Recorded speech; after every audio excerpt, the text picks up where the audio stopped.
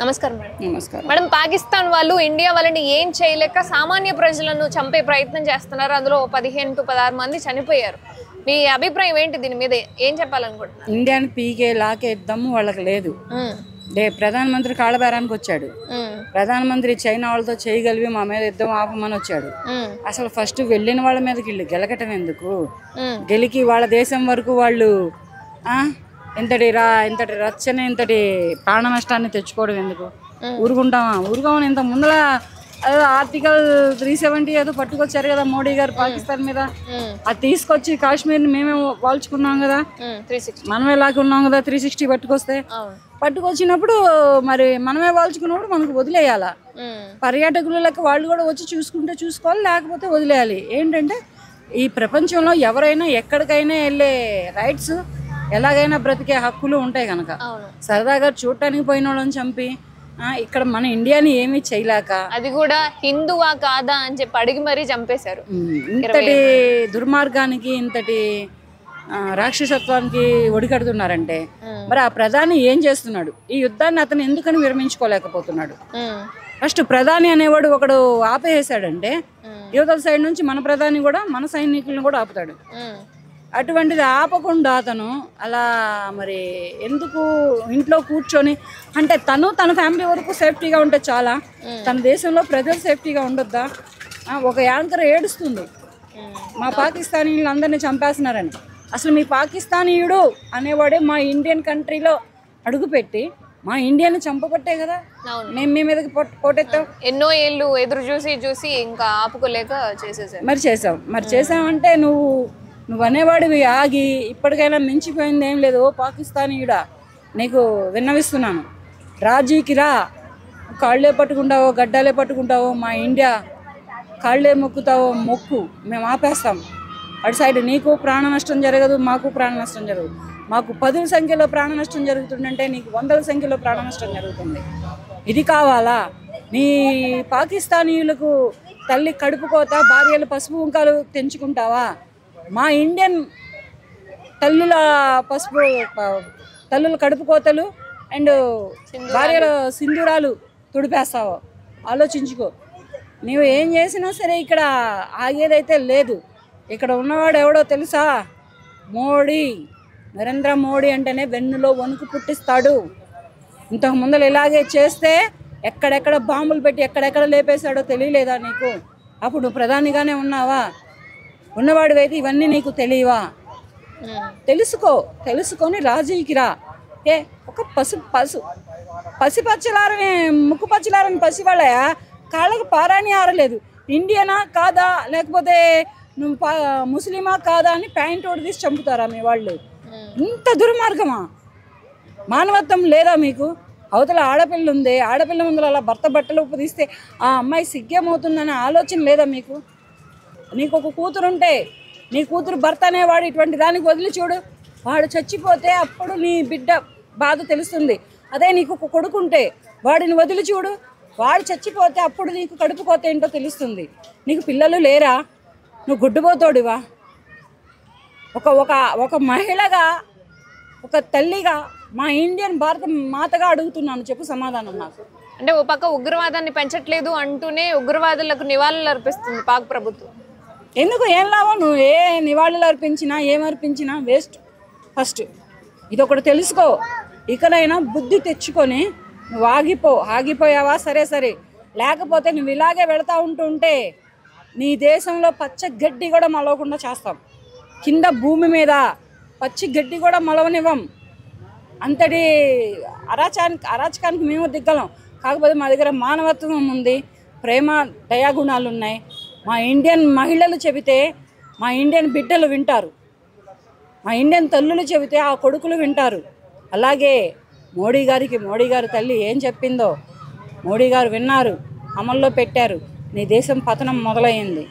ఇకనైనా నువ్వు ఆగమంటేనే నీ సోల్జర్స్ ఆగుతారు. ఆపేసుకో, లేకపోతే మా సోల్జర్స్ మాత్రం ఆగరు. నువ్వు ఆగనంతకాలం మా సోల్జర్స్ని ఆగమని మేము చెప్పాం. ఎందుకంటే పసి పిల్లలని కూడా చూడకుండా చంపుతున్నారు కదరా మీరు. పసివాళ్ళు అని కూడా చూడకుండా చంపుతున్నారు కదా. మా ఇండియన్ కంట్రీలో ఎన్ని రాష్ట్రాలు ఉన్నాయో, ఎన్ని ఊరులు ఉన్నాయో ఊరికి 10 మంది బిడ్డలైనా సరే వచ్చి, రాష్ట్రానికి 100 మంది బిడ్డలైనా వచ్చి నీ పాకిస్తాన్ అంతా చూస్తారు. Hi sister. పాకిస్తాన్ అండ్ భారతదేశాల మధ్య ఏదైతే యుద్ధం జరుగుతుందో వాళ్ళు చేశారని చెప్పి మనం చేసాము, అయినా మూసుకొని కూర్చోకుండా ఇంకా వాళ్ళు మేము ఏదో చేయగలం ఏదో పొడవగలం అన్నట్టుగా ప్రవర్తిస్తున్నారు. ఏమంటారు మీరు, ఏం మాట్లాడతారు? అంటే ఇండియాకి ఫస్ట్ నుంచి చాలా జాలి అనేది ఎక్కువ ఉంది. సో వన్ టైం యుద్ధం అయినా కానీ వాళ్ళకి ఫుడ్ ప్రొవైడ్ చేయడం అవన్నీ చేశారు. మనకి జాలి ఉంది కాబట్టి చిన్న పిల్లలు అని ఇది చేశారు. సో వాళ్ళకి మినిమం సెన్స్ లేకుండా మళ్ళీ యుద్ధాన్ని రేస్ చేస్తున్నారు. సో ఎందుకు అంటే వాళ్ళ వరకు వచ్చే వరకు తెలియదా? అంటే మనం చూపిస్తున్నాం కదా జాలి, వాళ్ళు కూడా చూపించాలి కదా. ఎందుకు మనుషులకి ఇలాగా? దట్టు ఇక్కడ కూడా వాళ్ళకి సపోర్ట్ చేసే వాళ్ళు చాలా మందినే ఉన్నారు. ఇండియాలో ఉంటూ ఇండియాలో బతుకుతూ ఎందుకు అట్లా వాళ్ళకి సపోర్ట్ చేయడం? ఇక్కడ ఫుడ్ తినుకుంటూ అక్కడ వాళ్ళని సపోర్ట్ చేయడం దేనికి? ఇక్కడ ఇండియా గురించి తెలుసు కదా, అసలుకే ఇండియా చాలా పవర్ఫుల్, ఇప్పటికి చాలా యుద్ధాలని గెలుచుకుని వచ్చింది అనేసి తెలుసు కదా. అంటే మేమే తోపు మేమే తురుము అని వాళ్ళు ఎందుకు అలా ఎగరడం? ఎవరైనా అదే కదా. మనం చూపించే జాలి కూడా వాళ్ళు చూపించట్లేదు. అంటే హిందువులా కాదా అని చెప్పి అడిగి మరీ దాడి చేసేంత మూర్ఖత్వం ఎందుకు? అంటే హిందువుల మీద ఎందుకంత పగ? అంటే ఈ హిందూస్ని మొత్తం డౌన్ చేసి అక్కడ పాకిస్తాన్ వాళ్ళు ఇక్కడ హైడ్ అవ్వాలని చూస్తున్నారేమో, మొత్తం ఏలాలనుకుంటున్నారు. అంటే సరే, పహల్గాం దాడి చేశారు, 26 మంది చనిపోయారు. దీనికి ప్రతీకారంగా మనం కూడా దాడి చేసాము. సరే, ఇంకా సైలెంట్ గా ఉండొచ్చు కదా, మళ్ళీ సామాన్య ప్రజలను కూడా చంపేస్తున్నారు. అంటే ఏం చెయ్యలేని సిచ్యువేషన్ లో ఎందుకు ఉంటున్నారు? అంటే పీకలేక సామాన్య ప్రజల మీద ఎందుకు పడుతున్నారు? అంటే ఎలాగో మన ఆర్మీ వాళ్ళతో వాళ్ళు సరిపోలేరు కదా, చేత కాదు వాళ్ళకి. దట్టు వాళ్ళు ఎలాగో ఓడిపోతారని తెలుసు, అందుకనేసి సామాన్య ప్రజల్ని ఇది చేస్తున్నారని అనుకుంటున్నాను. సామాన్య ప్రజల్ని ఏదన్నా మాట్లాడినా చేసినా వాళ్ళకేం రాదు కదా. ఇప్పుడు వాళ్ళు ఎలా ఉంటే బెటర్ అంటారు? అంటే వాళ్ళు ఇండియా ఆర్మీతో ఏం పీకలేరు కదా మరి. అంటే ఇండియా ఆర్మీస్తో సరిపోలేరు. వాళ్ళకి ఎలాగో తెలుసు, వాళ్ళకి ఆల్రెడీ అర్థమైపోయింది ఇండియా వాళ్ళతో పెట్టుకుంటే అయిపోయింది, మా సీన్ అయిపోయింది అని వాళ్ళకి కూడా తెలుసు. సో సామాన్య ప్రజలేంటి ఉంటాం అనేసి వాళ్ళు ఆ పూటకి కష్టపడి ఆ పూటకి చేస్తారు. ఎవరి మీద అంత రేజ్ అవ్వలేరు కదా. సో వాళ్ళు ఇదే టైం అని వాళ్ళని ఇది చేస్తున్నారు, బెదిరించే ప్రయత్నం చేస్తున్నారు. అవును. పాకిస్తాన్కి ఏం చెప్తారు ఇప్పుడు?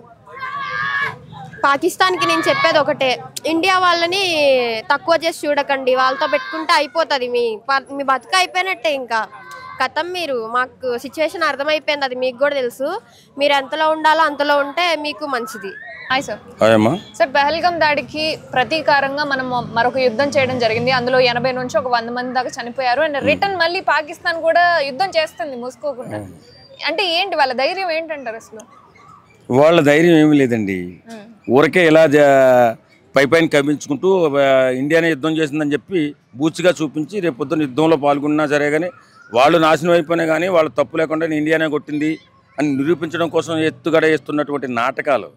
నిజంగా పాకిస్తాన్ కొడుకులకి బుద్ధి, జ్ఞానం, సీము, నెత్తి ఏమన్నా ఉందమ్మా? అసలు ఉగ్రవాదులు లేరు. 26 మందిని నిర్దాక్షిణంగా 26 మంది ఆడపడుచుల తిలకాన్ని, సింధూరాన్ని తుడిచేసిన లంచుల్ని పంపించడమే కాకుండా మా దేశంలో ఉగ్రవాదం లేదని చెప్తున్న పాకిస్తాన్ సిగ్గు, సీము, నెత్తి ఏమైనా ఉందా?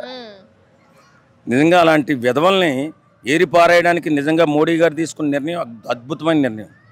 ఎందుకంటే దేశ ప్రజలంతా కోరుకుంటున్నారు ఖచ్చితంగా పాకిస్తాన్ అనేది ఈ దెబ్బతో అటు ఇటు తేలిపోవాల్సిందే.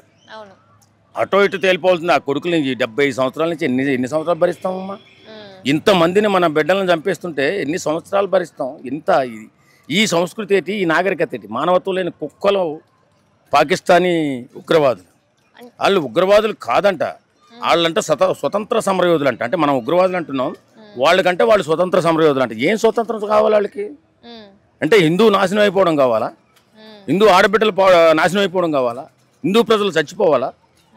ఇదే వాళ్ళు కోరుకుంటున్నారు. ఈ నిరంతరం ఈ 75 సంవత్సరాల స్వతంత్ర భారతదేశంలో ప్రతి ఒక్క నా కొడుకు పాకిస్తానీ ఉగ్రవాది మన చావునే కోరుకుంటున్నాడు, మన నాశనాన్నే కోరుకుంటున్నాడు. ఏదో విధంగా ఇక్కడ ఉన్నటువంటి మందుల్లో కల్తీ, ఇక్కడ ఉన్నటువంటి అన్నిట్లో కల్తీ చేసి ఏదో రకంగా విషాన్ని మన శరీరాలకు పంపించి కూడా చంపేద్దామని ప్రయత్నం చేస్తున్నా క్షమించకూడదు. ఈసారి క్షమించకుండా అటు ఇటు తేలిపోవాల్సిందే. అటు ఇటు తేలిపోవాలా. ఖచ్చితంగా భారతదేశం ఖచ్చితంగా బుద్ధి చెప్పాలా. ఉగ్రవాద అనే నా కొడుకు ఒక్కడు కూడా పాకిస్తాన్లో కానీ ఇతర దేశాల్లో కూడా కనపడకూడదు. ప్రపంచ శాంతి కోరుకునేవాడు ప్రతి ఒక్కరు కూడా ఇదే కోరుకుంటున్నారు. అంటే ఉగ్రవాదాన్ని పెంచి పోషించట్లేదు అని చెబుతూనే ఓ పక్క వాళ్ళందరికీ నివాళులు అర్పిస్తుంది పాకిస్తాన్ ఆర్మీ. నీచ నికృష్టమైనటువంటి కుక్కలు ఎవరైనా ఉన్నారంటే పాకిస్తానీ ఆర్మీనే. ఎందుకంటే వాళ్ళు ఉగ్రవాదాన్ని పెంచి పోషించేదే వాళ్ళు, ఉగ్రవాదానికి సపోర్ట్ చేసేదే వాళ్ళు, ఉగ్రవాదాన్ని దించి భారత్లో అల్లకల్లోలం సృష్టించేదే వాళ్ళు. అలాంటి నీచమైన కుక్కలు ఆ బతుకులు బతికే కంటే వాళ్ళని చంపేలా. నిజంగా ఇప్పుడు ఎవరి మీద జాలి చూపించొద్దండి. కొంతమంది అటు ఇటు మాట్లాడుతున్నారు, ఎవడు మాట్లాడకూడదు. ఎవడన్నా మాట్లాడినా తీసుకెళ్లి పీకమే కాల్సి తొక్కే జైలు పడి చేయవలసిందే. ఇంత అన్యాయం జరుగుతుంటే 75 సంవత్సరాలుగా ఇంత అన్యాయం జరుగుతుంది. ఇంకా ఎంతసేపు అమ్మా సహనం, ఓర్పు, శాంతి, దయ, గుణం ఇవన్నీ ఎందుకు? ఎవరికి కావాలి? ఎన్ని రోజులు సహిస్తాం చెప్పు? కొన్ని పార్టీలు అయితే గాంధీ గారి లాగా ఉండాలి, సహనంతో ఉండాలి, ఓర్పుతో ఉండాలి అని చెప్తున్నారు. అయిపోయిందమ్మా అన్నీ ఎప్పుడు అయిపోయినాయి. ఓర్పులు, సహనాలు, నీతులు, నిజాయితీలు ఇవన్నీ అయిపోయి ఆ విశ్వాసం లేని కుక్కల పట్ల మనకెందుకమ్మా నీతి, నిజాయితీ, న్యాయం, అన్యాయం, ధర్మం, పాపం ఇలాంటివన్నీ? ఆ కుక్కలకి నీతి నిజాయితీ ఉంటే మనకు కూడా నీతి నిజాయితీగా మాట్లాడదాం. నిర్దాక్షిణంగా మొన్న జరిగినటువంటి ఆ సంఘటన ఎంత ఘోరం, ఎంత ఘోరం, ఎంత ఘోరం. హనీమూన్కి వెళ్ళిన ఒక జంట, అయ్యా మేము పెళ్లి చేసుకుని 4 రోజులు అవుతుంది, మమ్మల్ని వదిలేయండి అయ్యా అని కాళ్ళ ఏళ్ళ పడితే వెళ్ళి మోడీకి చెప్పుకున్నాడు అంట. మరి మోడీకే చెప్పాడు, మోడీ గారు విన్నారు, మోడీ గారు ఉన్నారు, మోడీ గారు విన్నారు. ఒక్కొక్క నా కొడుక్కి ఇప్పుడు తెలుస్తుంది అసలు ఏం జరిగేది, ఎలా జరుగుతుంది అనేది.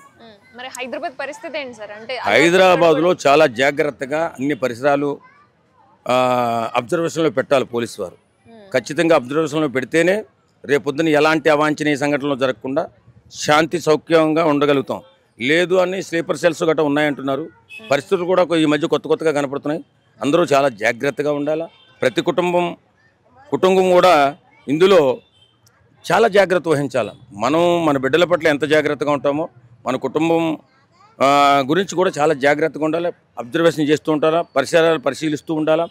ఈ దుర్మార్గులమైన వికృత నీచ సంస్కృతి కలిగిన ఈ ఉగ్రవాదులు ఎప్పుడు ఎలా ఎక్కడి నుంచి వస్తారని తెలియదు. కాబట్టి ఖచ్చితంగా మన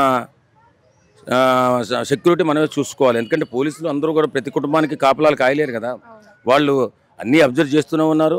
మన ప్రభుత్వం కూడా, మన తెలంగాణ ప్రభుత్వం కూడా అన్నింటిని కూడా కంట్రోల్లో తీసుకునే ఉంది. కాకపోతే మన జాగ్రత్తలో కూడా మనం ఉండాలి. కాబట్టి ప్రతి ఒక్కరూ జాగ్రత్త వహించాలి. ఎందుకంటే విశ్వాసం, నీతి, నిజాయితీ, జాలి, దయలేనటువంటి కుక్కలు ఇంకా సంచరిస్తూ ఉన్నాయని చెప్పి వింటున్నాం మనం. కాబట్టి ప్రతి ఒక్కరు కూడా జాగ్రత్త వహించాలి. Thank you. Hi madam. Hello అండి, గుడ్ ఈవినింగ్. పహల్గామ్ దాడి జరిగిన తర్వాత మనం రిటర్న్ మళ్ళీ అటాక్ చేసిన తర్వాత కూడా ఇంకా సామాన్య ప్రజల్ని 15 మందిని చంపేసి ఎంతో మందికి గాయాలయ్యాయి. ఈవెన్ వాళ్ళ పరిస్థితి కూడా చాలా విషమంగా ఉంది. అంటే మనం దాడి చేసిన తర్వాత కూడా వాళ్ళ ధైర్యం ఏంటంటారు? సో వాళ్ళది ఏంటంటే వాళ్ళు రిటాలియేట్ చేస్తున్నారండి. ఇప్పుడు మన వాళ్ళు చాలా మంది చనిపోయారు. We didn't initiate the war. So ఇన్ని రోజులు మనం కామ్ అనే కామ్నెస్లోనే ఉన్నాం. మనం వార్ ఇనిషియేట్ చేయలేదు, మనం సివిలియన్స్ పైన అటాక్ చేయలేదు. అనవసరమైన ఉద్రిక్త పరిస్థితులు తెచ్చింది వాళ్ళు. What we're doing, we're just retaliating. మా దగ్గరకు వస్తే ఇలా ఉంటుంది పరిస్థితి. They know it. వాళ్ళకి తెలిసి కూడా దే స్టార్టెడ్ ఇట్. ఇన్ని రోజులు, ఇన్ని సంవత్సరాలలో వార్ అయినప్పుడు ఎప్పుడు కూడా సివిలియన్స్ పైన అటాక్ అవ్వలేదండి. టూరిస్టుల పైన కానీ, సివిలియన్స్ పైన కానీ, రిలీజియస్ థింగ్స్ పైన అవ్వాయి. బట్ నార్మల్ సివిలియన్స్ పైన, టూరిస్ట్ పైన అవ్వలేదు. సో ఇది హై టైం అండి. వాళ్ళు మన సివిలియన్స్ దగ్గరకు వచ్చారు, మన ఇంట్లోకి వచ్చి మనల్ని రిలీజియన్ అటాక్ కాదా పహల్గామ్ దాడి? Why not? It is surely a religion attack. ఎందుకంటే none of the Muslims are died. అవును, హిందువులా కాదా అని అడిగి మరి. And moreover one of the Bengali whose a teacher, తను కల్మా చెప్పడం వల్ల బతికాడు, తనని ఏం అనలేదు. సో డెఫినెట్లీ వాళ్ళ ప్రీచింగ్స్ అలానే ఉంటాయండి. మనం చూస్తూనే ఉంటాం వాళ్ళ ప్రీచింగ్స్ ఎలా ఉంటాయి, వాళ్ళు ఎలా మనుషులని ఇన్ఫ్లుయెన్స్ చేస్తారు, వాళ్ళ దాంట్లో ఎలా తీసుకుంటారు, అండ్ ఎలా మనుషులకి చిన్న పిల్లలకి ట్రైనింగ్ ఇచ్చి ఎలా సెల్ఫ్ బాంబర్స్ లాగా తయారు చేస్తున్నారు వాళ్ళని, మొత్తం ఇవన్నీ టెర్రరిస్ట్ లాగా తయారు చేస్తున్నారు. We have been seeing in since ages. So అంటే సామాన్య ప్రజల్ని 15 మందిని చంపేశారు, ఇంకా అంటే ఏమైనా చేసేయండి మళ్ళీ దాడికి వచ్చేయండి అని ఇండైరెక్ట్ గా చెప్తున్న సిచ్యువేషన్ అది కుప్పిగంతులు అంటారు కదండి, అట్లాంటివి అనమాట. సో లెట్ దెమ్ ట్రై, వాళ్ళ ట్రై వాళ్ళు చేసుకుంటున్నారు. We're in our things. So already Modi చెప్పారు, మీడియా ఎక్కువ ఏం చూపించకండి, ఇన్వాల్వ్ అవ్వకండి అని. They are doing their things. So as a normal person, మన ఒక సివిలియన్ లాగా మనకే ఇంత అదవుతుంది. So holding the country and handling the government, they know their things, right? They will do when the right time is. So ఆ time కోసం వాళ్ళు just wait చేస్తున్నారు. బ్యాక్గ్రౌండ్ ఏదైతే ఉందో అష్టదిగ్బంధనం అని చెప్పి వార్, ల్యాండ్ ఆఫ్ వార్ గురించి కానీ వాటర్ స్టాప్ చేశారు ఫస్ట్ ఆఫ్ ఆల్. సో వాళ్ళకి బయట నుంచి ఫండింగ్స్ కూడా ఆగిపోయినాయి కంట్రీస్ నుంచి.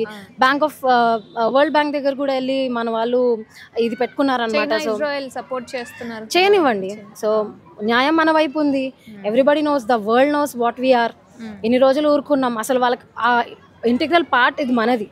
వాళ్ళు అడిగినప్పుడు మనం ఇవ్వకుండా ఉండాల్సింది.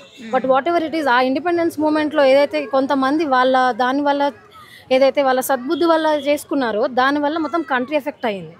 అండ్ ఈ వర్క్ బిల్ కూడా ఇవన్నీ అమెండ్మెంట్ ఇవన్నీ యాక్ట్ అవుతున్నాయి కొన్ని మూలంగానే.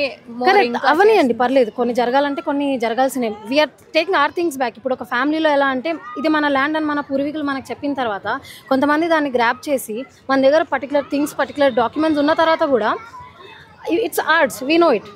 సో అది చూపించి ఇది మావి అని చెప్పి మనం తీసుకుంటున్నాం. కొన్ని జరుగుతాయి, కొన్ని జరగాలంటే కొన్ని కోల్పోతారు కొంతమంది అందులో వాళ్ళు. So we should treat them as you know ఒక కంట్రీకి పోరాడుతున్న వాళ్ళలాగా. They are also indirectly form of soldiers లాగా అనమాట. సో ఎవరైతే మన వాళ్ళు చనిపోతున్నారో నార్మల్ సివిలియన్స్, మనం వాళ్ళకి కండోలెన్స్ ఇవ్వాలి. But everything is happening for the country is good, the generations good. So next generations will be happy. చివరికి పాకిస్తాన్ పరిస్థితి ఏంటంటారు? వన్ వర్డ్ ఏమంటారు? They should follow the daddy. ఏం లేదు వాళ్ళకి ఏం లేకపోతే you know they will come back to us. ఏ సైడ్ నుంచి వాళ్ళకి ఫండ్స్ లేవు, బేసిక్గా ఫుడ్ ఉండదు కొన్ని రోజులు అయిపోతే.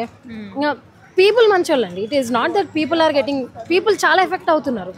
ప్రజలు చాలా మంచోళ్ళు. ఏ కంట్రీలోనైనా ఎక్కడైనా ప్రజలు చాలా మంచోళ్ళు. ఇట్ ఈస్ ఏంటంటే వాళ్ళ ఆర్మీ అది టెర్రరిజం గ్రూప్ ఇంకోటి తెలియదు. It's all integral part. మనం చూసాం కాఫిన్స్ అని ఎలా మొత్తం ఒక సమాజ సేవ చేసిన వాళ్ళు చనిపోతే ఎలా ఉంటారో వాళ్ళు అలా చేస్తున్నారు అనమాట. క్రిమేషన్ ప్రాసెస్ అంతా. దేవుడు ఉన్నాడు, మన వైపు ఉన్నాడు, న్యాయం మన వైపు ఉంది. We hope for the best thing and land is arts and will take it. Thank you అండి. సింధూర్ తర్వాత పవన్ కళ్యాణ్ గారు ప్రెస్ మీట్ లో కొన్ని కీలకమైన వ్యాఖ్యలు చేశారు. సోషల్ మీడియాను ఉపయోగించుకొని పిచ్చి కుక్కలాగా అరుస్తే కఠినమైన చర్యలు తప్పవు అని. సో మరి ఆయన వ్యాఖ్యల్ని మీరు సపోర్ట్ చేస్తారా? ఖచ్చితంగా సపోర్ట్ చేస్తా. ఇప్పుడు అలో దేశద్రోహులతో సమానం. ఇప్పుడు మనకు ఉగ్రగా దాడి జరిగి పెహలాం కానీ పౌలామా కానీ చాలా అటాకులు చూసావు. నువ్వు చూసి కూడా సపోర్టెడ్గా మాట్లాడడం అంటే దానికి నువ్వు దేశద్రోహంతో సమానం. అది దేశద్రోహం కేసు ఎట్టి వీళ్ళందరూ కూడా బొక్కలు వేసారు. ఎందుకంటే మన భారతదేశంలో ఉండి మన భారతదేశాన్ని నువ్వు గర్వంగా ఫీల్ అవ్వాల్సిన ఈ రోజున ఆపరేషన్ సింధూర్ సక్సెస్ అయింది. దాని గురించి నువ్వు చాలా అప్రిషియేట్గా పొగడవలసిన పరిస్థితిలో ఉండి కూడా నువ్వు అలాగా వాళ్ళకి సపోర్టెడ్గా మాట్లాడడం అనేది అది ఖచ్చితంగా దేశద్రోహమే. కాబట్టి ఇలాంటి వాళ్ళని ఖచ్చితంగా జైలు శిక్ష పడే అవకాశం ఉంది వీళ్ళకి. ఇప్పుడు ఆపరేషన్ సింధూర్ తర్వాత జమ్మూ కాశ్మీర్ పూంచ్ అనే ఏరియాలో కూడా ఈ రోజు మళ్ళీ దాడి జరిగినట్టు తెలుస్తుంది. ఒక 16 మెంబర్స్ చనిపోయారు అంటున్నారు. సో మరి దొంగచాటుగా వచ్చి డైరెక్ట్ గా కాకుండా ఈ విధంగా దెబ్బతీయడాన్ని మీరు ఏ విధంగా చూస్తారు? ఆపరేషన్ 2.0 ఆపరేషన్ సింధూర్ 2.0 మళ్ళీ స్టార్ట్ అవుతుంది అన్నమాట. ఎందుకంటే ఇప్పుడు 1 సక్సెస్ అయింది. అలాగే ఏలో మనం ఎదురు తిరిగినప్పుడు వాళ్ళు సైలెంట్గా ఉంటే దాడికి మళ్ళీ అంత పరిణామాలు చూడరాళ్ళు. ఇప్పుడు ఆల్రెడీ శాటిలైట్తో గుర్తించి ప్రతి ఒక్కరిని కూడా టార్గెట్ చేసి మిస్సైల్ ట్రయల్స్ చేసి వాళ్ళ మీద సక్సెస్ఫుల్గా ల్యాండ్ చేశారు. ల్యాండ్ చేసి వాళ్ళందరినీ కూడా హతమార్చినప్పుడు వాళ్ళు ఇంకా అక్కడితో ఇంకా ఉంటారు, కలుపు మొక్కలకు అక్కడక్కడ ఉంటారు. కానీ సైలెంట్ అయిపోవడం బెటర్. మళ్ళీ ప్రతి దాడులు చేశారనుకో ఇంకా తీవ్రమైన పరిస్థితులు ఎదుర్కోవాల్సి వస్తుంది. ఆల్రెడీ నువ్వు నీకుండే సైన్యం తక్కువ, నీకుండే బలం తక్కువ, నువ్వు ఎందుకు కాలు దూవుతున్నావో నీకే తెలియాలి. అర్థమైందా? మేము తలుచుకుంటే మేమేం చేస్తామో మాకు తెలుసు. ఇప్పుడు భారతదేశంతో పెట్టుకోవాలంటే నీకు అర్హత ఉండాలి. మేము ఇప్పుడే ఎదుగుతున్న కంట్రీ మాది. మీకోసం యుద్ధం చేసి ఆ జీడిపిని తగ్గించలేం. అర్థమైందా? ఇప్పుడు $3 ట్రిలియన్ ఉంది మన జీడిపి చూసుకుంటే. అన్ని కంట్రీస్ మనకన్నా ఎక్కువ జీడిపిస్తో ఉన్నాయి. చైనా కానీ, యూఎస్ఏ కానీ, జర్మనీ కానీ, జపాన్ కానీ. ఆ కంట్రీలో ఎదుగుదల లేదు, ఇంకా జీరో. వాళ్ళ ఎదుగుదల ఆస్కారం లేదు, మనకి ఎదిగే ఆస్కారం ఉంది. అంటే 7 వంతులు ఎదిగే ఆస్కారం ఉన్న కంట్రీ ఎప్పుడు కూడా యుద్ధాన్ని ప్రోత్సహించదు. యుద్ధం అనేది అక్కడ జరిగిన సిచ్యువేషన్ బట్టి ఆ ఉగ్రమోకల మీద దాడులు తప్పితే యుద్ధానికి నాకు తెలిసి ఎవరు కూడా సిద్ధంగా లేరు. యుద్ధం చేస్తే మనకే నష్టం, అది అందరికీ తెలుసు. ఇటువంటి టైంలో ఆపరేషన్ సింధూర్ రన్ చేసే టైంలో మోడీ ఇచ్చిన పవర్స్ ఏదైతే ఉందో మిలిటరీకి, నిజంగా మిలిటరీ సక్సెస్ఫుల్గా దాన్ని ల్యాండ్ చేసి ఇవాళ విజయవంతమైన ఆపరేషన్గా దీన్ని ముందు తీసుకెళ్ళింది. అంటే 80 నుంచి 100 మంది చనిపోయినా కూడా ఎందుకు ఇంకా 15 మంది సామాన్య ప్రజలను చంపే ప్రయత్నం చేశారు? అంటే ఇప్పుడు ప్రతి దాడి జరుగుతూ ఉంటుంది, అటాక్ అనేది రివర్స్ వస్తూ ఉంటుంది. వాళ్ళ సైడ్ నుంచి కూడా కొంతమంది ఎక్కడో చోటన ఇప్పుడు చాలా మంది ఉగ్రదాడుల్లో వ్యతిరేక దాడులు అనేది మనం చూస్తాం. ఈ ఉగ్రవాదులను మట్టుపెట్టే క్రమంలో ఇలాంటివి జరుగుతాయి, కామనే. కాబట్టి దీనికి కూడా ఒక పరిష్కారం ఆలోచిస్తారు. ఖచ్చితంగా దీనికి కూడా ఎదురు దెబ్బ ఖచ్చితంగా వాళ్ళు అనుభవిస్తారు కూడా. చివరికి పాకిస్తాన్ పరిస్థితి ఏంటి? పాకిస్తాన్ పరిస్థితి చాలా దారుణంగా ఉంది. ఎలా అంటే వాళ్ళ అభివృద్ధి వాళ్ళు చూసుకోవట్లేదు, పక్క దేశం మీద ఇంట్రెస్ట్ ఎక్కువ వాళ్ళకి నీళ్లు లేవు. ఈ రోజున నీళ్లు బంద్ చేశారు, బోర్డర్లు బంద్ చేశారు, విమానయానాలు బంద్ చేశారు, నౌకాయానం కూడా రవాణా వ్యవస్థ కూడా బంద్ చేశారు. అయినా తెలుసుకోవట్లేదు. వాళ్ళ యాంకర్లు బాధపడుతుంది, ఏడుస్తున్నారు. మాకు ఏంటి పరిస్థితి, మాకు యుద్ధం వద్దు అని అక్కడ సామాన్య ప్రజలు వ్యతిరేకత చూపిస్తున్నారు. మొన్న కూడా అక్కడ ఒక మసీదులో మీటింగ్ పెడితే ఆ మీటింగ్లో కూడా వ్యతిరేకత వాళ్ళకి కనబడింది. అంటే పాకిస్తాన్లకు మనం యుద్ధం చేయవసరంలా, అక్కడే ఆల్రెడీ వాళ్ళ దేశంలోనే తిరుగుబాటుతనం అనేది వచ్చింది. వాళ్ళ బాగోగుల గురించి ఆలోచిస్తే దేశం ముందుకెళ్తుంది, మన దేశం గురించి ఆలోచిస్తే హతమైపోద్ది, నాశనం అయిపోద్ది. అంతే కదా. 6 లక్షల మిలిటరీ ఉన్న దేశం 15 లక్షల మిలిటరీ ఉన్న దేశాన్ని ఏం చేయగలదు? 2 ఇంతలు ఎక్కువ, 2 ఇంతలు మిషనరీ ఎక్కువ. మనం యుద్ధం చేస్తే మనకు లాసే, కానీ తప్పదనుకుంటే ఖచ్చితంగా చేయాల్సిందే కదా. ఇప్పుడు రష్యాకి యుక్రెయిన్కి యుద్ధం జరుగుతుంది. అక్కడ ఏమైంది? ఏమన్నా శాంతి నెలకొందా? దాదాపుగా 4 సంవత్సరాలకి యుద్ధం జరుగుతుంది. అక్కడ ఏమైపోయింది? మొత్తం పడిపోయింది. తింటాక తిండి లేదు కొన్ని గ్రామాల్లో, రష్యాలో చూసుకున్నా, ఉక్రెయిన్లో చూసుకున్నా. అలాంటి పరిస్థితే మనకు ఎదురవుద్ది. యుద్ధం అనేది పరిష్కారం కాదు. యుద్ధానికి ఎప్పుడు సిద్ధంగా ఇండియా లేదు. ఒకవేళ ఇన్ కేసు చెయ్యవలసి వస్తే దిగుతుంది తప్పితే ఈ యుద్ధ వాతావరణానికి నెలకొల్పే పరిస్థితి లేదు. ఆల్రెడీ మనం జలాశయాలను అన్నీ కూడా బంద్ చేసాం. ఈ రోజున వాళ్ళకి పంటలు పండించుకోవడానికి నీళ్ళు కూడా కరువు అవుతాయి. రేపొద్దున్న భవిష్యత్తు తరాలు వాళ్ళు రేపొద్దున్న మళ్ళీ ఐక్యరాజ్య సమితితో సమ్మిట్ పెట్టి మాది తప్పు అయింది అని ప్రాధాయపడే రోజు కూడా వస్తుంది. ఎందుకంటే అక్కడ ఇన్నోసెంట్ పీపుల్ కూడా ఉన్నారు. ఆ ఇన్నోసెంట్ పీపుల్ని కూడా దృష్టిలో పెట్టుకొని కొన్ని నిర్ణయాలు తీసుకోవాల్సి వస్తుంది.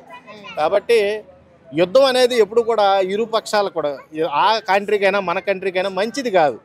ఈ ఉగ్రమూకల్ని ఎవరైతే ఉన్నారో ఉగ్రవాదుల్ని హతమార్చడంలో తప్పులేదు. ఎందుకంటే వాళ్ళు చేసిన తిరుగుబాటు అటువంటిది. ఇలా మానవ బాంబుల కింద మారుతున్నారంటే వాళ్ళు నిజంగా ప్రాపర్ ఎడ్యుకేషన్ లేకే. ప్రాపర్ ఎడ్యుకేషన్ ఉంటే వాళ్ళ ఆ పరిస్థితులకి దారి తీయరు, ఆ పరిస్థితుల్లో ఉండడానికి ఇష్టపడరు. అర్థమైందా? వాళ్ళకి ఎడ్యుకేషన్ లేక మొరటతనం, మూర్ఖత్వం ఈ ఉన్నప్పుడు ఎప్పుడు కూడా మనిషిని చంపడానికే వెనకాడడం, ఆ రక్తం చూసి అయ్యో పాపం అని జాలిపడ్డం. ఆ జాలి లేనివాడే ఉగ్రవాది. అటువంటి వాళ్ళని అటాక్ చేసి చంపడం అనేది ఈ ఆపరేషన్లో చాలా హ్యాపీగా ఫీల్ అవుతుంది. చాలా మంది భారతీయులు అనే ముసుగులో చాలా మంది పాకిస్తాన్లు ఉన్నారు, ముస్లింలు కూడా పాకిస్తాన్ని సపోర్ట్ చేసే వాళ్ళు ఉన్నారు అనే మాట ఉంది. అది నిజం కాదు. నేను ఒకటి చెప్తా, ఇక్కడ వాళ్ళు ఎప్పటి నుంచో ఉన్నారు. వాళ్ళ సంస్థలో వాళ్ళ ఇక్కడ నైజాం రాజు ఉన్నాడు ఇక్కడ హైదరాబాద్లో. ఆయన అంత మాత్రాన ఆయన ఏమైనా ఉగ్రవాద కాదు కదా. ఇక్కడ ఇన్నోసెంట్ పీపుల్ వీళ్ళు మనతో ఐక్యరాజ్య సమితిలో కలిసి ఉన్నారు. అంటే వీళ్ళందరూ కూడా బాయ్ ఆర్ బెహన్ లాగా మన చుట్టూరే ఉంటా మనకెందుకు హాని చేస్తారు? అలాంటిది అన్ని తప్పు స్టేట్మెంట్. అది నేను చెప్పేది ఏంటంటే, ఇక్కడ ఉన్న ముస్లిమ్స్ మనం ముస్లిమ్స్, ఇక్కడ ఉన్న వాళ్ళకి సంబంధం లేదు. ఇది కూడా 2 కోణాలుగా చూస్తే మంచిది. అందరూ కూడా వాళ్ళతో సమానంగా చూస్తే పాపం వీళ్ళు ఇక్కడ ఇన్నోసెంట్ పీపుల్ వీళ్ళు ప్రమాదంలో పడే అవకాశం ఉంది. కాబట్టి వాళ్ళు వేరు, మనం వేరు. వాళ్ళు ఎంతసేపు కూడా మన మీద అటాక్ చేయడానికే చూస్తారు. ఎందుకంటే వాళ్ళని సపరేట్ కంట్రీ చేసేసాం కాబట్టి, వాళ్ళకి నిత్యావసర వస్తువులు మన మీద చాలా తక్కువ ఉన్నాయి కాబట్టి, వాళ్ళకి ఎదుగుదల తక్కువ ఉంది కాబట్టి మన మీద కక్ష. అర్థమైందా? ఈ కక్ష సాధింపులో చైనా తోడుగా ఉంటుంది. అర్థమైందా? ఎప్పుడో దీనికి కూడా తుదిముట్టించే పనిలో పడతారు. అర్థమైందా? చైనా నేను జీడిపిలో 17 ట్రిలియన్స్లో ఉన్నాను, సెకండ్ ప్లేస్లో ఉన్నాను, రేపు పొద్దున్న యుఎస్ను కూడా నేను అధిగమిస్తాను అనే ఒక మూర్ఖత్వంలో ఉంది. ఆ మూర్ఖత్వాన్ని మొన్నే మోడీ తిప్పికొట్టాడు టారిఫ్ వేసి. ఎంత వేసాడు? టారిఫ్ 135% వేసాడు. ఆ దేశాన్ని ఎదుగుదలని ఆపేసినట్టే టారిఫ్ అంత వేస్తే. అది తెలుసుకోకుండా వీళ్ళు ఇంకా విచ్చలవిడిగా ఇలాంటి పాకిస్తాన్కి సపోర్ట్ చేస్తూ భారతదేశాన్ని నాశనం చేయడానికి ముందుకు ఉసుగలుపుతున్నారు. మనం తలుచుకుంటే ఈ రోజున మన చేతిలో చాలా దేశాలు ఉన్నాయి. అది మోడీ గారి దయ వల్ల. యుఎస్ ఉన్నాయి, రష్యా ఉంది, మన మిత్రదేశం. అలాంటి దేశాలు చాలా మనం సపోర్ట్గా ఉన్నప్పుడు చైనాని ఓడించడం పెద్ద కష్టమేం కాదు. అర్థమైందా? ఈ చైనా వాళ్ళు ఇలాంటి కుతంత్రాలు ఆపాలి. వాళ్ళకి సపోర్టెడ్గా అన్ని కంట్రీస్ వ్యతిరేకంగా ఉంటాయి. ఎందుకంటే టెర్రరిజాన్ని పెంచి పోషిస్తున్నారు కాబట్టి వాళ్ళకి వ్యతిరేకంగా ఉన్నాం అన్ని దేశాలు. మనం ఒక్క దేశమే కాదు. ఒసామా బిన్ లాడెన్ ఎక్కడ దొరికాడు? పాకిస్తాన్ ప్రాంతీయ ప్రాంతాల్లోనే కదా. అంటే నువ్వు టెర్రరిస్టాన్ని అక్కడే దాతున్నావు కదా. దావుద్ ఇబ్రహీం కూడా అక్కడే ఉంటాడు. నేను చెప్తున్నాను కదా. అంటే టెర్రరిస్టులు తయారు చేసే దేశాన్ని ప్రతి దేశం వ్యతిరేకిస్తుంటే మీరు ఎందుకు సపోర్ట్ చేస్తున్నారు? చైనా, నేను ఎక్స్పెషల్లీ చెప్పేది, నువ్వు ఎందుకు సపోర్ట్ చేస్తున్నావు అంటే నువ్వు భారతదేశం మీద కన్నేసినట్టే కదా. భారతదేశం నాశనాన్ని నువ్వు చూడాలనుకుంటున్నావు. ఈ రోజున నువ్వు ముఖ్య బుద్ధుడు ఎవరైతే ఉన్నారో అది మా దేశం నుంచి వచ్చిన వ్యక్తి అని నువ్వు తెలుసుకుంటే మంచిది. చైనాకి దేవుడు ఎవరో భారతదేశం. భారతదేశం నుంచి వెళ్ళిన వ్యక్తే ఒక బుద్ధుడి కింద మారి వాళ్ళందరికీ హితబోధ చేసి, జ్ఞానం లేని వ్యక్తులకి హితబోధ చేసి ఈ రోజున దేవుడు అయ్యాడు అక్కడ. నువ్వు భారతదేశం అలాంటి దేవుడు లాంటి భారతదేశాన్నే నువ్వు ప్రతి దాడి చేసి నాశనం చేద్దామని కోరుకుంటాం. నీకు మంచిది కాదు. నీ దేవుడు కూడా నేను క్షమించడు. రే, మీరు అజ్ఞానంలో బతుకుతున్నప్పుడు మీకు వైద్యం కూడా తెలియని టైంలో నేను వచ్చాను మీ దేశం, మీ అందరిని తీర్చిదిద్దాను. ఈ రోజున ఆ మార్షల్ ఆర్ట్స్ అవనే, కరాటే అవనే, ఆ కలరీ విద్య ద్వారా అందరికీ నేర్పాను నేను. మీ దేశాన్ని ఎంత ప్రోత్సహిస్తుంటే మీరు మా మీద ఎదురు తిరుగుతారా అని ఆ దేవుడు కూడా మిమ్మల్ని క్షమించు. నమస్తే అన్న. నమస్కారం అన్న, పాకిస్తాన్ వాళ్ళు ఇంకా అసలు ఏ మాత్రం కూడా తగ్గకోకుండా ఇండియా మీద దాడి చేయాలి అని చెప్పి రెడీగా ఉన్నారు. ఎంతమంది ప్రాణాలు పోయినా కూడా ఏం చేస్తే బుద్ధి వస్తుంది అంటారు వాళ్ళకి? అమ్మ, ఫస్ట్ మీరు అడిగిన ప్రశ్నలో తప్పు ఉంది. పాకిస్తాన్ వాళ్ళు బుద్ధి తెచ్చుకోకుండా ఇంకా యుద్ధం చేస్తానడం తప్పది. వాళ్ళకి బుద్ధి అనేది ఎప్పుడో వచ్చింది. కాకపోతే మేకపోతు గాంభీర్యం అనేది ప్రదర్శిస్తున్నారు అన్నట్టు వాళ్ళందరికీ తెలుసు. ఇప్పుడు సింధు నది జలాలు ఆపేయడం వల్ల అక్కడ పంట పొలాలు అనేది దెబ్బతిన్నాయి. అది ఆపేసి పక్కనే ఇంకో నది అనేది వదిలిపెట్టారు. దానివల్ల వరదలు వచ్చినాయి. రెండు పెద్ద దెబ్బలు అన్నట్టు. ఒకటేమో పంటలు ఎండిపోవడం, రెండేమో వరదలు రావడం, హాయిగా ఉన్న గ్రామాలు అనేది కొట్టుకుపోవడం. అవి రెండు జరిగినాయి. అవి రెండు జరగడం వల్ల ద్రవ్యోల్బణం అనేది క్షీణించింది వాళ్ళది. ప్లస్ వాళ్ళ దగ్గర తగినంత ఆయుధ సామాగ్రి అనేది లేదు. మొన్న 4 F-14 ఫ్లైట్స్ ఎగిరితే 2 మాత్రం తిరిగి వచ్చినాయట. వాళ్ళ యూట్యూబరు ఈ విషయాన్ని చెప్తున్నాడు. ఇప్పుడు తనని కూడా బ్యాన్ చేస్తున్నారంట, నిజాలు చెప్తున్నాడని చెప్పేసి. F-14 అనేది అత్యాధునిక జెట్స్ అన్నట్టు. అవి మన దగ్గర ఉన్న F-16 జెట్స్కు కొద్దిగా తక్కువ అన్నట్టు అంతే. అటువంటి అవి ఇంకా యుద్ధంలో పాల్గొనలేదు, జస్ట్ టెస్ట్ చేశారు అంతే. అవి టెస్ట్ చేయడం వల్ల వెళ్ళిన 4 2 తిరిగి వచ్చాయి. అంటే ఒకవేళ పొరపాటున యుద్ధంలో పాల్గొన్నారు అనుకోండి, 4 కూడా రావన్నట్టు. ఆ విషయం వాళ్ళకి క్లియర్గా అర్థమైపోయింది. ఇప్పుడు ప్రజలకు కూడా అర్థమైంది ఏంటంటే మందు సామాగ్రి అనేది తర్వాత విషయం. ముందు గోధుమ పిండి దొరకడం లేదు, నీళ్ళు అనేవి లేవు. మొన్న మరో యూట్యూబర్ క్లియర్గా ఏమని చెప్పిందంటే, నేను స్నానం చేసేది నెలకు ఒకసారి, ఆ నెలకు సరిపడే నీళ్ళు కూడా నాకు దొరకడం లేదు ఒక్కసారికి. ఇంకా వాళ్ళ దగ్గర ఏమున్నట్టు మరి ఎందుకంటారు ఈ హెచ్చులు ఎందుకు పడుతున్నారు? మేకపోతే గాంభీర్యం అమ్మ. ఇది క్లియర్గా వాళ్ళకి తెలిసింది ఒకటే, మనం ముస్లిమ్స్ అనేవాళ్ళు భారత్లో కూడా ఉన్నారు. భారత్లో ఉన్న ముస్లిమ్స్ కూడా పాకిస్తాన్ సపోర్ట్ చేస్తారు. వాళ్ళు ఎటుపడి మేము ఇక్కడ హాయిగా బతుకుతున్నాము అని చెప్పేసి ఇక్కడ ఉన్న ముస్లిం చూపిద్దామని చెప్పి చూస్తున్నారు అంతే. ఖచ్చితంగా ఇప్పుడు పాకిస్తాన్ బంగ్లాదేశ్ వాళ్ళను వీసా అనేది రద్దు చేసేసి మోడీ గారు వాపసు పంపించాలని చెప్పి నిర్ణయం తీసుకున్నారు. అది నిర్ణయం తీసుకోవడం వల్ల దాదాపుగా 8 లక్షల మంది వీసాలు ఉన్న వాళ్ళే దొరికింది మనకు. ఎవరు? పాకిస్తాన్ మగవాళ్ళకు భార్యలుగా ఉన్నవాళ్ళు 8 లక్షల మంది. వాళ్లకు ఒక్కొక్కరికి ఎంత లేదు కానీ 8 నుంచి 11 మంది పిల్లలు ఉన్నారు. 8 లక్షలు ఇంటూ 11 పెట్టుకోండి, దాదాపు 1 కోటి. అంటే 1 కోటి మంది పాకిస్తాన్ సైన్యం మనకి ఇక్కడ ఉంది. మన ప్రజల్లోనే తిరుగుతున్నారు వాళ్ళు. వాళ్ళ ధైర్యం అదే అన్నట్టు. మీరేం చేసినా పాకిస్తాన్ని నాశనం చేయలేరు. పాకిస్తాన్ అనేది పూర్తిగా నాశనం అయినా కూడా భారతదేశం ఇంకా పాకిస్తాన్ బతికే ఉంటుందని చెప్పేసి దాన్ని నశించజేయడం ఎట్లా? ఇప్పుడు చేస్తుంది అదే కదండి. ఇప్పుడు 8 లక్షల మందిని వాపసు పంపిస్తున్నారు. 8 లక్షల మందిలో దాదాపు 2 లక్షల మంది బోర్డర్ మీద ఆగిపోయారు. అటు పాకిస్తాన్ కూడా రానివ్వట్లేదు వాళ్ళని.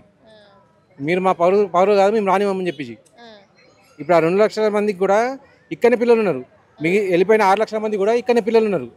వాళ్ళు భారత పౌరసత్వం తీసుకొని ఫ్రీ రేషన్ తింటున్నారు. ఇక్కడ రేషన్ తినుకుంటూ ఇక్కడ దేశం తిడుతున్నారు. వాళ్ళందరినీ కూడా ఎతికి పంపించేస్తే కానీ మనకు శాంతి అనేది దొరకదు. అన్న అంటే ఇప్పుడు మళ్ళీ వాళ్ళు అంటే మనం ఈ పెహల్గం దాడి అయిపోయిన తర్వాత మనం రిటర్న్ దాడి చేస్తే అందులో 80 నుంచి ఒక 100 మంది దాకా చనిపోయిన సంగతి మన అందరికీ తెలుసు. అయినా సరే మళ్ళీ సామాన్య ప్రజల మీద పడి ఓ 15 మందిని చంపేసి 80 మంది దాకా గాయాలయ్యే పరిస్థితికి తీసుకొస్తున్నారు. సైన్యాన్ని ఏం చేయలేక సామాన్య ప్రజల్ని చంపేస్తే అంటే ఏంటంటారు అసలు వాళ్ళ బుద్ధి ఏంది? అదే అమ్మా, ఇప్పుడు మేకపోతు కాంబోజ్ అని చెప్పాను కదా, వాళ్ళు డైరెక్ట్గా మనల్ని ఎదుర్కోలేరు. డైరెక్ట్గా ఎదుర్కొంటే మనం ఆల్రెడీ సింధు నది జలాలనేది రద్దు చేసినాం. నెక్స్ట్ యుద్ధం ఎప్పుడైనా ప్రకటించవచ్చు, అది వాళ్ళకి క్లియర్ అర్థమైపోయింది. అందులో కూడా ఇప్పుడు మెయిన్ థింగ్ ఏంటంటే 24 మంది మెయిన్ ఆఫీసర్స్, మిలిటరీలో మెయిన్ లెవెల్లో ఉన్న ఆఫీసర్స్ రిజైన్ చేశారు. 72 మంది పాకిస్తాన్ 72 మంది ఎవరికైతే పోస్టింగ్స్ పడ్డాయో దాంట్లో 72 మంది సైనికులు రిజైన్ చేసి వెళ్ళిపోయారు. అందులో ఒక సైనికుడు క్లియర్గా ఏడ్చుకుంటూ వీడియో రిలీజ్ చేసిండు, నేను చనిపోవడానికి సిద్ధం కానీ నేను మాత్రం డ్యూటీకి వెళ్ళను, డ్యూటీకి వెళ్తే నేను ఖచ్చితంగా చచ్చిపోతా, నా ఫ్యామిలీకి దొరికే ఈ ఫుడ్ కూడా దొరకకుండా పోతుందని చెప్పేసి. అంటే వాళ్ళకి భయం అనేది క్లియర్గా ఉంది. వాళ్ళ సైనికులు యుద్ధంలో పాల్గొనేది లేదు. వాళ్ళకి ఏంటంటే మందు కొట్టిన సామాగ్రి లేదు. ఫస్ట్ థింగ్, మనుషుల్లో ధైర్యం లేదు. సెకండ్ థింగ్ ఏంటంటే తాగడానికి మంచి నీళ్లు లేవు. మళ్ళీ అయినా మిసైల్లను పంపిస్తున్నారు ఎందుకు? మిసైల్ అనేది ఇప్పుడు ఒకటి చూడండి, మనకు అమెరికా అనేది యుద్ధం వద్దు వద్దు అని చెప్పి మనకు చెప్తుంది, కానీ వెనుక నుంచి వాళ్ళకి సామాగ్రి పంపించింది. చైనా మేము యుద్ధం చేయమని చెప్పేసింది, మేము సపోర్ట్ చేయమని. మొదట్లో ఎప్పుడైతే మన 26 మంది చనిపోయారో అప్పుడు చైనా వాళ్ళు క్లియర్ స్టేట్మెంట్ ఇచ్చారు, ఇది అనేది ఉగ్రవాదం మేము సపోర్ట్ చేయమని చెప్పేసి. ఇప్పుడు చైనా కూడా సపోర్ట్ వాళ్ళకి చేస్తుంది డైరెక్ట్గా, ఇండైరెక్ట్గా. ఇది మేము డైరెక్ట్గా పాకిస్తాన్ సపోర్ట్ ఉన్నాము, మీరు సింధు నది బంద్ చేస్తే మేము కూడా మీకు వచ్చినది బంద్ చేస్తామని చెప్పేసి. దీనివల్ల ఏమైందంటే ప్రొవోక్ చేస్తుంది అంతే చైనా. చైనా కూడా మనతో డైరెక్ట్గా యుద్ధం చేయలేదు, తనకు కూడా తెలుసు పొరపాటున మనం యుద్ధం స్టార్ట్ చేస్తే మన వాళ్ళది పై చేయి అయినా కాకపోయినా చైనా వాళ్ళలో ప్రజలు వాళ్ళు తెలుసుకొని ఉన్నారు చైనా అంటే ఏంటిది, భారత్ అంటే ఏంటిది, పాకిస్తాన్ అంటే ఏంటిది అని చెప్పేసి. పాకిస్తాన్ ఉగ్రవాద దేశం అని చెప్పేసి చైనాకే కాదు ప్రపంచం మొత్తానికి తెలుసు, అక్కడ ప్రజలకు కూడా క్లియర్గా తెలుసు భారత్ ఇందులో ఇరుక్కొని ఉందంతే, పాకిస్తాన్ వల్ల బాధపడుతుందని చెప్పేసి. రేపు పొద్దున భారతదేశం పరిస్థితి అయిపోతే పాకిస్తాన్ అనేది చైనాను కూడా వదిలిపెట్టదు. అది చిన్న దేశమైనా కానీ వాళ్ళని ఇప్పుడు తగ్గించకపోతే వాళ్ళు మన మీద కూడా వస్తారని చెప్పి చైనా వాళ్ళ ప్రజలకు తెలుసు. కాబట్టి ఆ ప్రజల నుంచి వ్యతిరేకత వస్తుందని చెప్పేసి ఫస్ట్ స్టేట్మెంట్ ఇచ్చాడు అన్నట్టు వాళ్ళ అధికారి, మేము దీన్ని సపోర్ట్ చేయము, పాకిస్తాన్ చేసింది ఖచ్చితంగా ఉగ్రవాదమే అని చెప్పేసి. తరువాత ఇండియాని ఇరకాటంలో పెట్టాలి కాబట్టి పాకిస్తాన్ మేము సపోర్ట్ చేస్తామని చెప్పేసి యుద్ధ ట్యాంకర్ల వగర పంపిస్తుంది. అంతే తప్ప రేపు పొద్దున అంతర్జాతీయ సమితిలో కూడా ఇది చర్చకు వస్తే చైనా అనేది వెనుకడుగు వేయడం ఖాయం. యుద్ధం అనేది ఎప్పుడో గెలిచిన మనం జస్ట్ ఫిజికల్ గా ప్రపంచానికి పరిచయం కావాలంతే. ఇప్పుడు పాకిస్తాన్ వాళ్ళకి ఏం చెప్తారు? శాంతియుతంగా ఉండమంటారా? ఎందుకంటే జలాలు లేవు, తిండి లేదు, డబ్బులు లేవు, ఏం లేవు, చివరికి ఏం చేసుకుందాం అని చెప్పి ఈ ప్రయత్నాలన్నీ చేస్తున్నారు, మీరేం చెప్తారు? పాకిస్తాన్ ని శాంతియుతంగా ఉండమని చెప్పడం అంటే మన చెప్పుతోటి మనం కొట్టుకోవడమే, అది క్లియర్. పాకిస్తాన్ మనమే కాదు, అటు అమెరికా కానీ, ఇటు రష్యా కానీ, అటు జపాన్ కానీ ఏది చెప్పినా పాకిస్తాన్ అనేది కాదు, కుక్కతో ఒక వంకర్ అన్నట్టు దాని సంగతి. నాశనం అయిపోవడం మొత్తం పాకిస్తాన్ అంతా. పాకిస్తాన్ తెలిసింది అది ఒక్కటే, వాళ్ళకు ఆర్థిక వ్యవస్థ అక్కర్లేదు, ప్రజల స్థితిగతుల గురించి అవసరం లేదు, అసలు వాళ్ళకి ఇండస్ట్రీ లేదండి.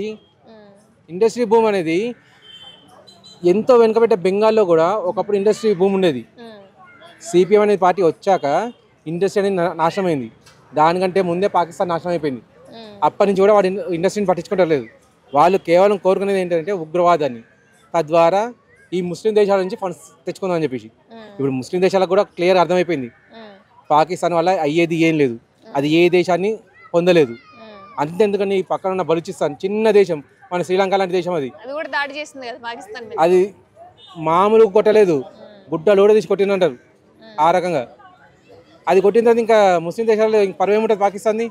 చెప్తున్నా, ధర్మం కోసం కాపాడతాం అది దాని అంటారు చూడు, వాళ్ళని ఎప్పటికీ నమ్మకండి. ఎందుకంటే మన ధర్మాన్ని టచ్ చేయడానికే ఎవ్వని వల్ల కాలేదు. ఒకప్పుడు వేరే దేశాల నుంచి కూడా ఈ దేశం మీదకి అటాక్ చేయడానికి వస్తే మన ధర్మాన్ని ఏలుపెట్టడానికి కూడా ఎవ్వని వల్ల కాలే. ఎంతమంది సైన్యాలను వేసుకొని వచ్చిండ్రు, ప్రపంచాన్ని జయం చేసుకొని ఈడు దాకొచ్చి మనల్ని లోపరుచుకుందామని అనుకున్నారు కానీ కాలేదు. ఇంకోటి హిందుత్వం అనేది చాలా శక్తివంతమైంది, దీన్ని టచ్ చేయడానికి ఎవ్వరు వల్ల కాదు. ఇంకోటి హిందుత్వాన్ని కాపాడుతామంటారు చూడు, అది పచ్చాబద్ధం, ఎవ్వరు మన హిందుత్వాన్ని టచ్ చేయలేరు. ఇంకోటి పవన్ కళ్యాణ్ సార్కి ఒక మాట చెప్తున్నా, సార్ మీరు మీ పరిపాలన జబర్దస్త్ ఉన్నది. కాకపోతే మీ నియోజకవర్గంలో కూడా దళితుల మీద ప్రాబ్లమ్స్ అయినాయి. ఇంకోటి మొన్న ఇది సింహాచలంలో గోడ కూలి కొంతమంది భక్తులు హిందువులు చనిపోయినరు. మీరు హిందుత్వం గురించి పోరాడుతున్నారు. మీరు వాళ్ళకు ఎంతో కొంత సాయం చేయాలి. ఎంతో కొంత అంటే 50,000 60,000 కాదు, మొన్న ఒక్కొక్క ఫ్యామిలీకి 10 లక్షలు ఇవ్వగలరా అని కోరుతున్నా. ఇది పక్కన పెట్టండి. దేశంలో ఇప్పుడు చెప్తున్నా, నిన్న పోయి ఆపరేషన్ సింధూర్లా ఇద్దరు లేడీస్ పాల్గొన్నారు. ఏంటంటే అవతల దేశంలో పోయి అటాక్ చేసి వచ్చిండ్రా. అందుట్లో ఒకరు ముస్లిమ్స్ అందరూ ప్రతి ఒక్క కులాసులు ముస్లిం క్రైస్తవులు హిందువులు కలిసికట్టుగా అన్నదమ్ముల్లాగా జీవించేదే ఈ భారతదేశంలో.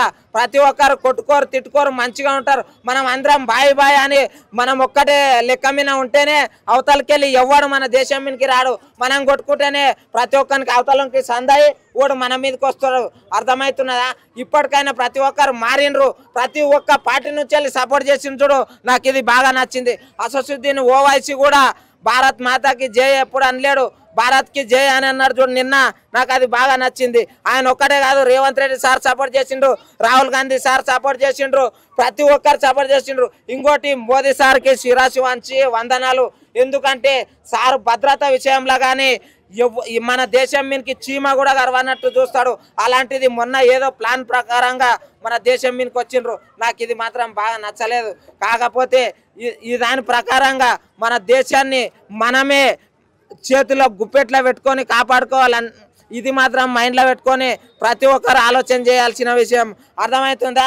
వీర మహిళలు ఇద్దరు పోయి అవతల తిలకం దిద్దొచ్చిండ్రు. అంటే తిలకం అంటే ఏంది? కుంకుమ. లేడీస్కి ఎంత ఇంపార్టెంట్ కుంకుమ అంటే ఆలోచన చేయండి. అంటే ఆ కుంకుమ మొన్న చెరిపిపోయినరు కాబట్టి నిన్న పోయి వీర తిలకం రక్త తిలకం దిద్దుకొని వచ్చిండ్రు అని నేను ఇక్కడ నుంచి అందరికి నా దేశంలో ఉన్న నా సోదరి మనలకు నేను విజ్ఞప్తి చేస్తున్నా. అందరు ధైర్యంగా ఉండండి. మన దేశం మీదకి ఈగలు కూడా రావు. ఈ మొన్న వచ్చిన దోమలు ఎక్కడి నుంచో తెలియక వచ్చినాయో తెలిసి వచ్చినాయో కానీ 9 శిబిరాలు ఖతమైనాయి. అరే తీవ్రవాద సంస్థలు అందరూ పాకిస్తాన్ ఏం చేస్తుంది అంటే ఆర్మీని పెంచదు, తీవ్రవాదులను పెంచుతుంది. ఇది మానుకోవాలి ఎప్పుడే కానీ. ఎందుకంటే ధర్మంగా పోరాడాలి. ఏమన్నా ఉంటే మా దేశం మీదకి రావాలంటే ఎన్ని గుండెలు రా బాయ్. మీకు ఎవడరా మీకు చెప్పింది? ఏదో దేశాలు సపోర్ట్ చేస్తున్నావు అని వచ్చిండ్రు అనుకో. ఇప్పుడు ఎవడైతున్నారా? మీకు కష్టం ఉన్నప్పుడు ఏదైనా సరే మీకు దేశం ఇచ్చినాం, మీకు ఫుడ్ ఇచ్చినాం, మీకు అన్ని ఇచ్చిండ్రు. అప్పట్లో అర్థమైన సైన్యాన్ని కూడా ఇచ్చిండ్రు. అటువంటిది మా దేశం మీదకి వస్తుండ్రు అంటే మీకు ఎన్ని గుండెలు. మళ్ళోసారి ఇండియా మీదకి వచ్చిండ్రు అంటే ఇండ్లల్లో వడిగొట్టుకమవుతుంది. ఇప్పుడే చెప్తున్నా, మళ్ళోసారి రాకురే. జై హింద్, జై భారత్, భారత్ మాతాకి జై, జై ఇండియన్ ఆర్మీ, జై జవాన్, జై కిసాన్.